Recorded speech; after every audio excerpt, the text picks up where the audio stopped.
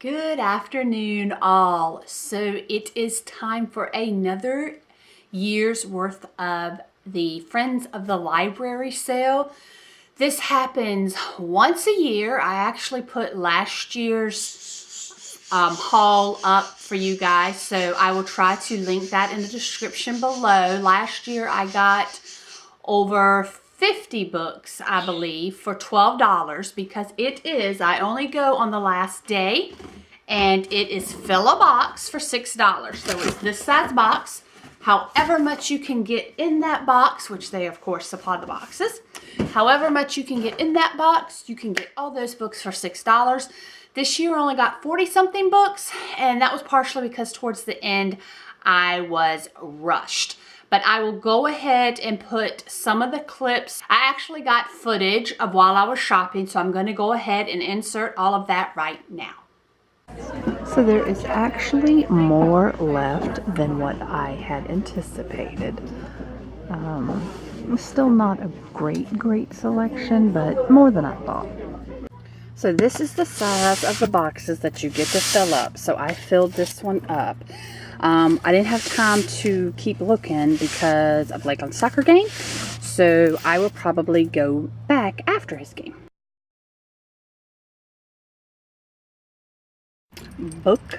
Box number 2. I filled that sucker up. So what I came back with, we'll start. I think I'm gonna have to turn this into 2 different vlogs, most likely, so that it doesn't go. So that it's not so long. But we're going to start with some somewhat special finds. I love old books. I just like the covers. They make great decor. I love the feeling of them. And some of them are just very unusual to us in our time stories. But I'm going to start with this condensed U.S. history. And this was printed in 1871, so it is the old print.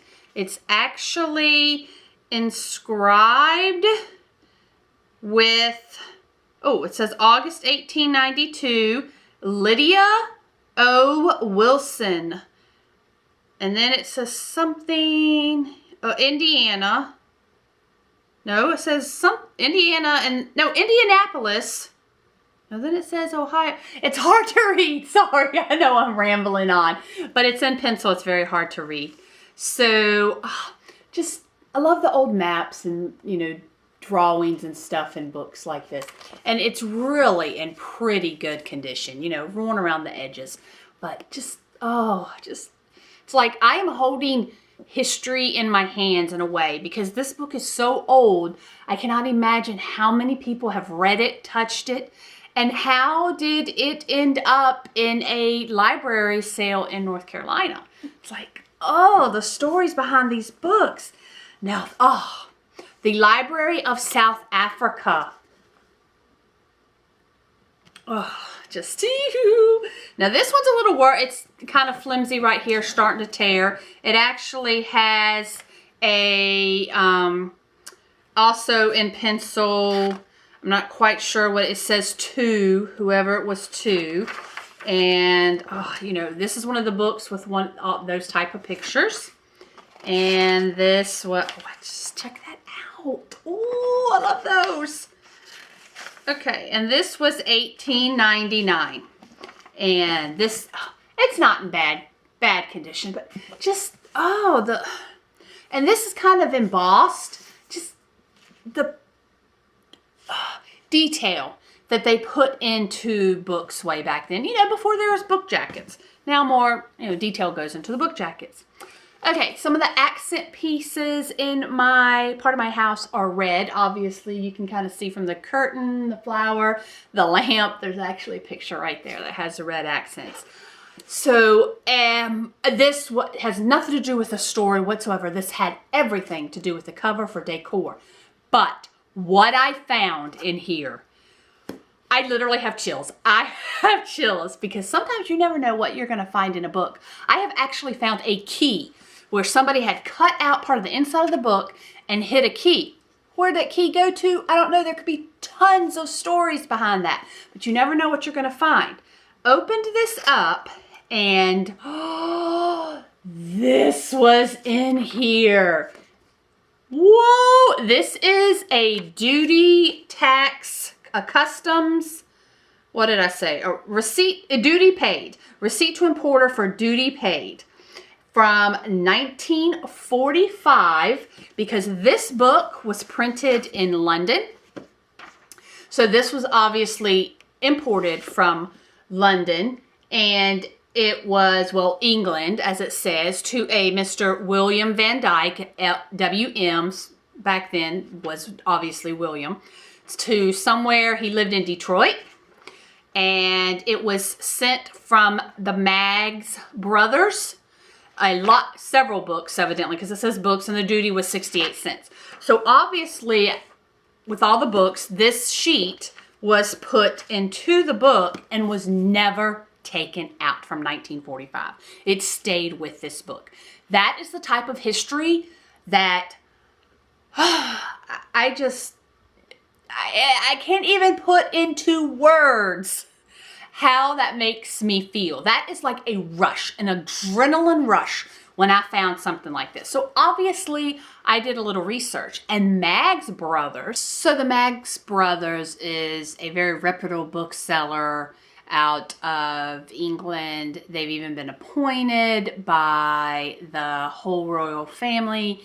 And in 1932, they were able to negotiate with the Soviet Union a purchase of a Gutenberg Bible. So just very, very interesting stuff on that. But so I'm going to go ahead and start getting to the books that I purchased. And I'm going to kind of do it quickly. You'll realize that I have a very eclectic taste in what I read. There's very few things I don't read. I don't recall ever reading a Western, and I don't read a lot of like pure sci-fi stuff. But other than that, and I don't read a lot of romance. But other than that, I read almost anything. My preferences being nonfiction and historical fiction. So here we go. New York Public Library Guide to Reading Groups. And just a fun little book, almost like a bathroom book. Great at any age. Who did what from age 1 to 100 and beyond. I like those little like tidbits of facts and things like that. And how I became a famous novelist.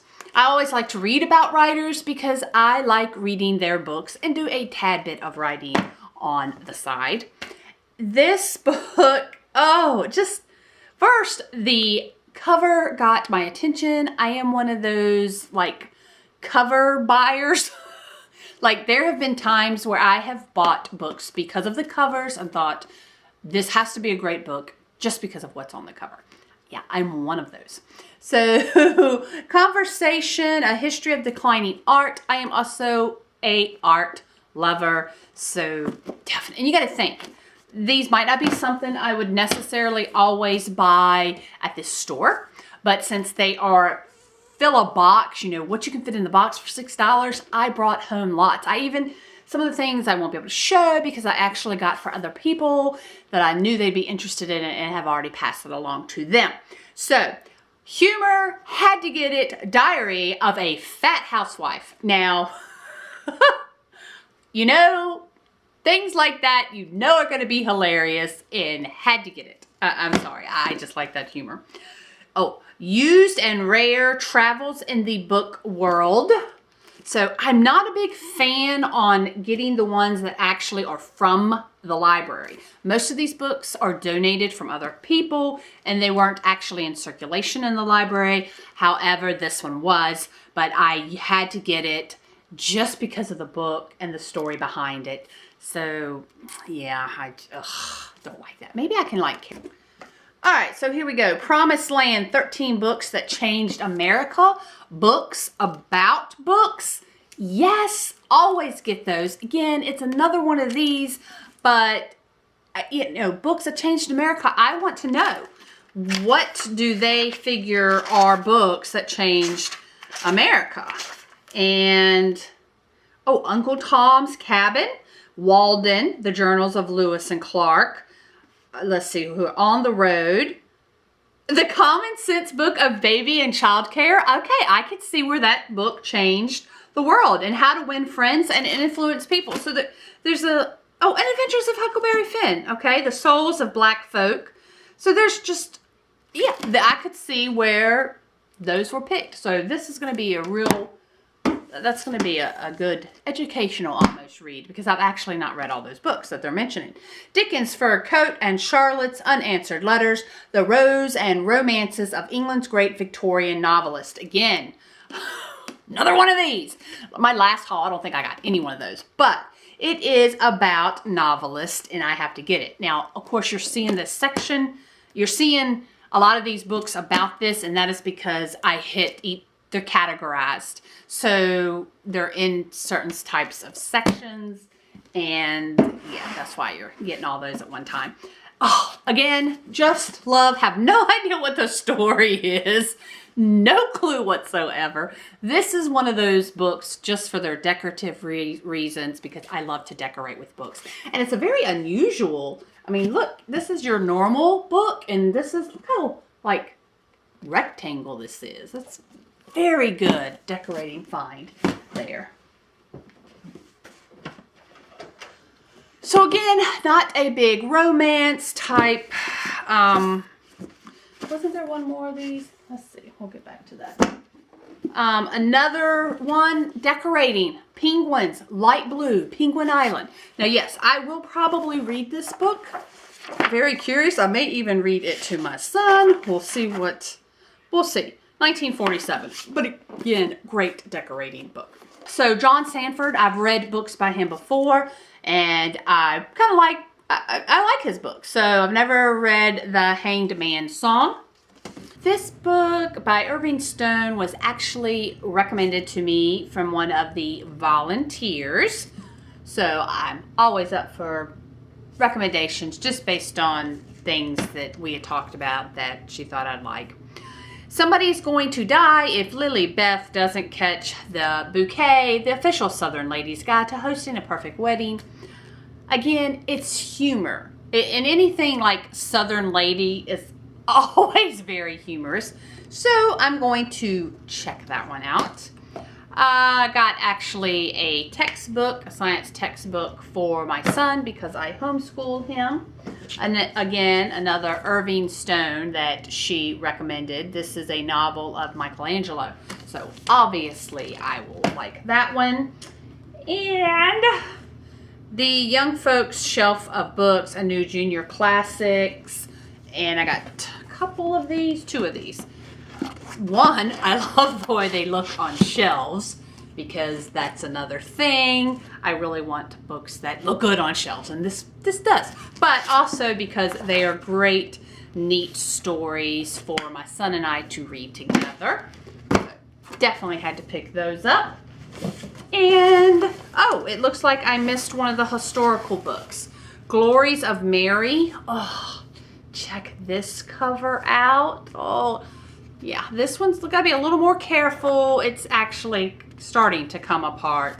And it was 1888. But other than that, it's in pretty good condition. Oh, it's so neat how books back then were smaller.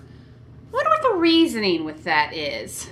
I have to look that one up. I'm not even sure. I never really thought about that before. Okay. Oh, Brad Meltzer. Love his books.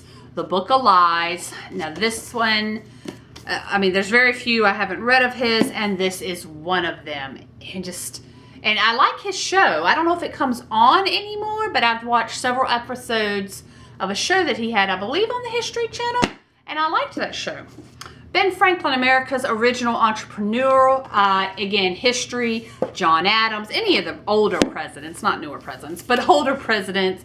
Ben Franklin. Yeah, I love history. Oh, Susan Branch. If you have not read her two like journal type books, one is Touring the English Countryside.